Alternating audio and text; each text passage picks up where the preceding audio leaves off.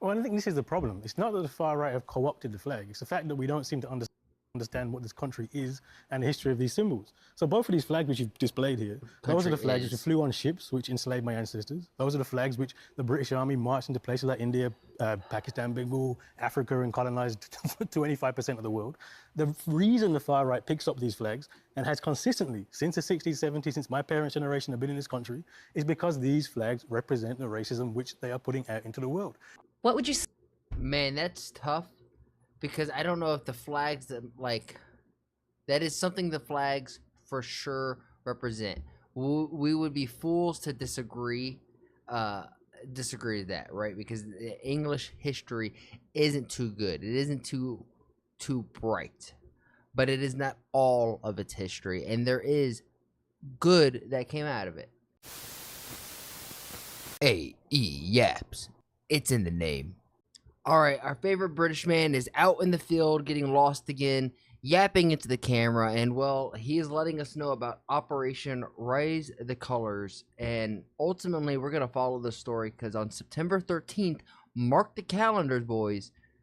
There's something happening over in good old England, in London. I don't know specifically in London, but as an American, I just think London is all of England. Operation Raise the Colours. I'm sure you've seen it by now, but the English flag, or in some cases the Union flag, is being flown on streets up and down the country, absolutely everywhere. What this is going to do is it's going to cause the immigrants that are flooding or really invading into England right now and not wanting to assimilate to the culture, if anything, being agitated by its culture. This is going to cause some friction. And it is a beautiful sight to behold. In fact, I think this is nothing short of a genius tactical rebellion by the English people, but not everything is so rosy, because some of the people putting flags up in the street are now being seriously attacked. Yeah, let's talk about it. If you're Italian or American or Polish, you probably look at this and think, so what? Everywhere I go in Poland or Italy or America, I see my own country's flag. Not only that, if I could pull up my mat, like my mat right here that I have my keyboard and mouse on, it's literally of the American flag. Like, it's normal to be super patriotic here and wear colors of the flag, and even the flag all the time, not like a literal flag, but the flag pattern all the time. No big deal. Yeah. Except it is a big deal in England, because in England we don't fly our flag. We've been told, in fact, not even told, we've been gaslit for decades into thinking that we should be ashamed of our own flag, of our own history, of our own heritage, of our own culture. And if you don't believe me, take a listen to this. Well, I think this is the problem. It's not that the far right have co-opted the flag. It's the fact that we don't seem to understand what this country is and the history of these symbols. So both of these flags which you've displayed here, those are the flags which flew on ships which enslaved my ancestors. Those are the flags which the British Army marched into places like India, Pakistan, Bengal, Africa, and colonized 25% of the world. The reason the far right picks up these flags and has consistently, since the 60s, 70s, since my parents' generation have been in this country, is because these flags represent the racism which they are putting out into the world. What would you say? Man, that's tough. Because I don't know if the flags that is something the flags for sure represent. We would be fools to disagree with that, right? Because the English history isn't too good. It isn't too bright. But it is not all of its history, and there is good that came out of it. My God, it's so boring. We get it. You don't like the English flag, you don't like English history, and it's not much of a leap to assume you also don't like the English people. That's where the line is crossed. You cannot like the history, you cannot really care for the flag, but if you're going to live in that country, you at the end of the day, you got to be the best member of the community that you can be, right? And that is not to be racist towards the people that were there before you. And that is the tactically genius part of this movement, because it's forced people like Kehinde to say the quiet part out loud. They really don't like us. And this shouldn't surprise anyone. Kehinde Andrews wrote a book called The Psychosis of Whiteness. And then he has the gall to go on live TV and lecture us all. Surviving the insanity of a racist world. From this viewpoint, he's the racist one. About racism. Imagine if I'd written a book called The Psychosis of Blackness. That would not go over well. Yeah. So listen, Kinde, if you don't like it here, if you don't like our history, our flag, our people, then leave, because nobody will miss you.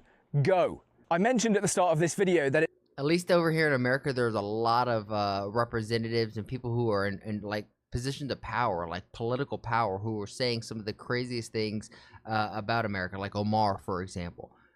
How can they even be a politician stating these things? And two, if you don't like America, then leave. Go back to your own country. it looks like some of the guys putting flags up are now being attacked whilst they do it. A few nights ago in York, the police were called to an altercation between some allegedly Pakistani men and some English guys who were flagging their local area.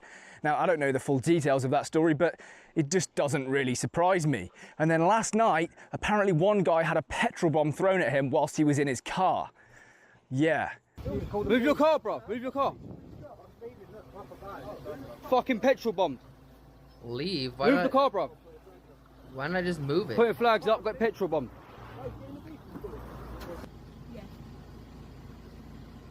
Dude, that's insane. Fucking cowards. Bastards, mate. What do you think about this, mate? No comment. No comment?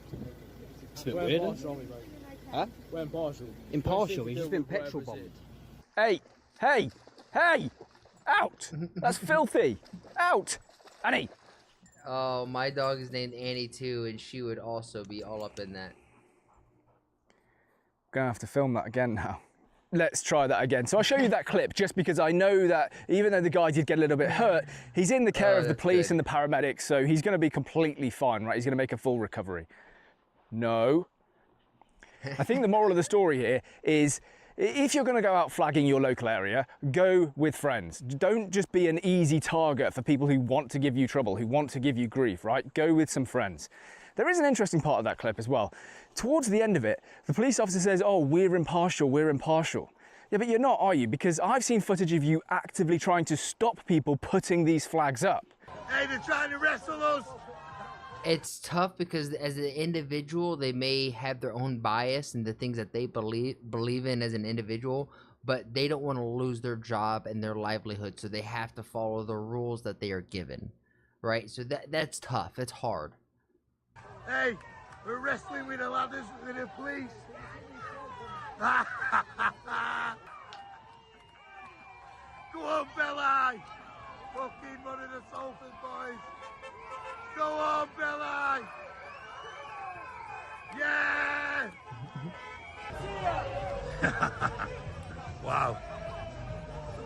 I like seeing people have pride in the place that they live in. This is cool. I appreciate that.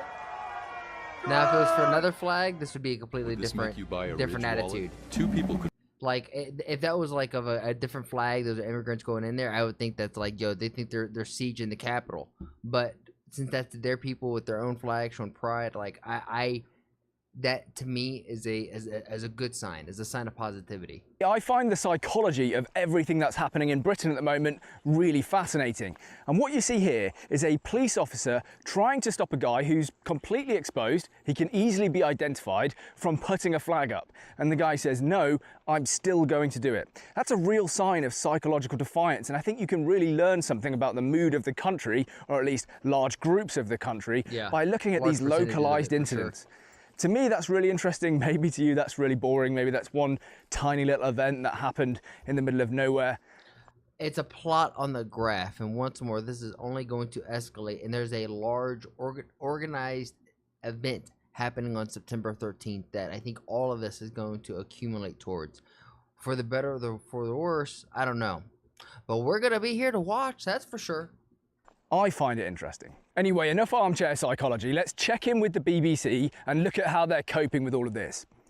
Roundabouts vandalised to look like St George's flags. Okay, meanwhile, rainbow zebra crossings appear in resort. Interesting. Now, look, I understand that there is a salient difference between these two events. The rainbow zebra So England is still woke. Got it. Crossings were no doubt approved Got it. by the council, whereas a proud Englishman painting the flag of St George on the roundabout, that was not approved. And yet ultimately they are the exact same action, but the BBC has chosen to criminalise the Englishman using their language and their words. They could have just as easily written English flag painted on roundabout, but they chose not to. And so you can just get a sense through the language that the author is using that they hold contempt for the English flag and the English people. Whilst technically what they're saying by the letter of the law is probably true, it's ultimately a completely harmless act. We know that, right? Once more, it's the mainstream media being disingenuous with how they portray the media. It's going to be bought and paid for, and when it comes to like what you're saying on TV or what even people are feeding you, always go back to the money. Always go back to the money, because at the end of the day, people are going to be looking out for themselves. How do they pay their bills? How do they get ahead in life? And how do they make as much money and as much power as possible? That's ultimately what it comes down to, always. It's not going to do any damage. It's not going to stop anyone going around the roundabout, is it? Of course it isn't. Let's put this all into a little bit of perspective, because yes, right now people are flying the flag of St George up and down the country.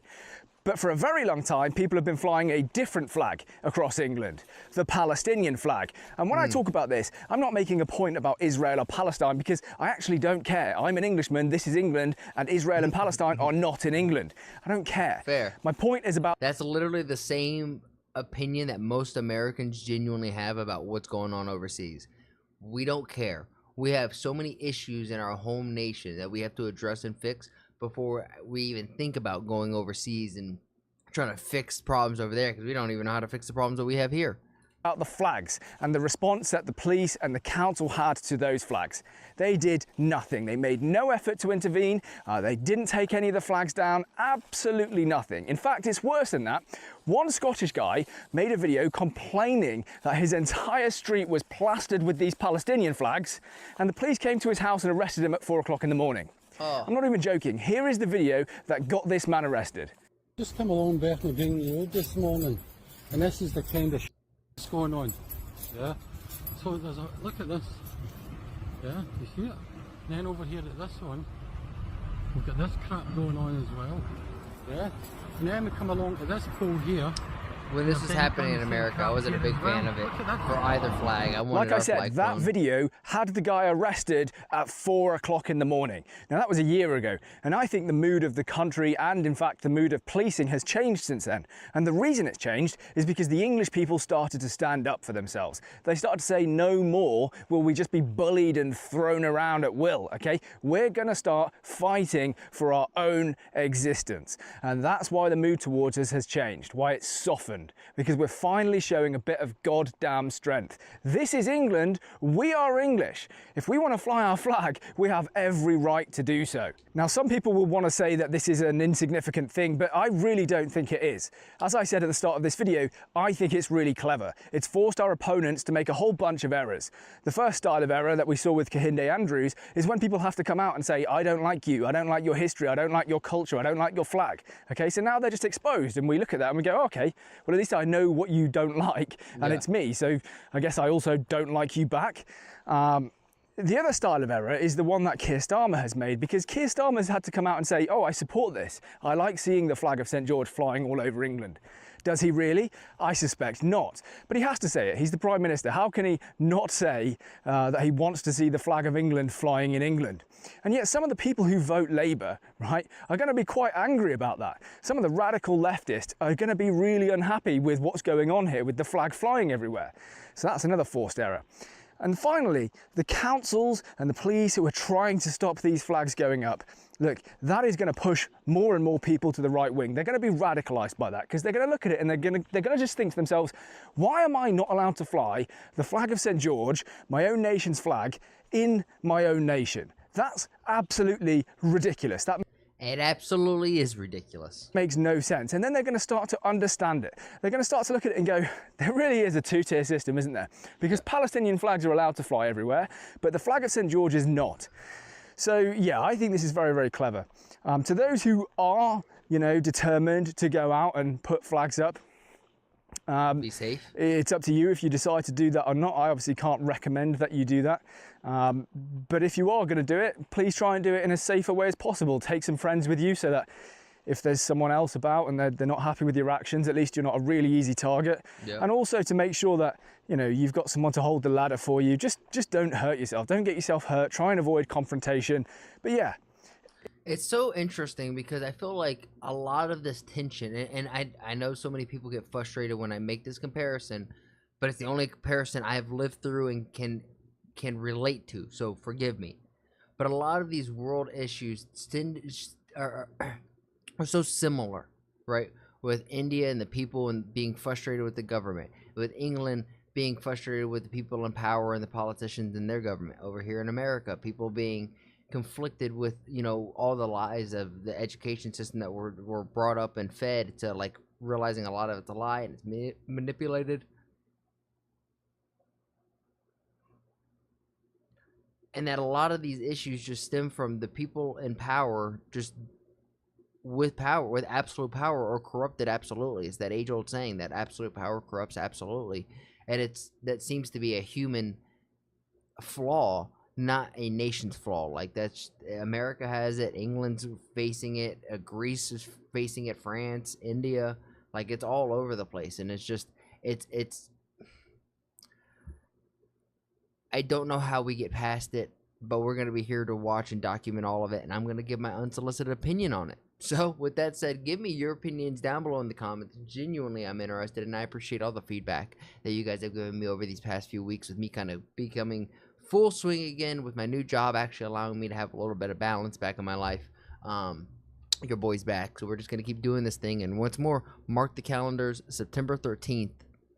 Something big is supposed to be going off, so we'll see. And leading up to then, the world is ever changing, so there'll be plenty of things for me to yap about. So share it to friends, that way they can lose some brain cells too. Make somebody laugh today, and I'll see you guys again in the next one.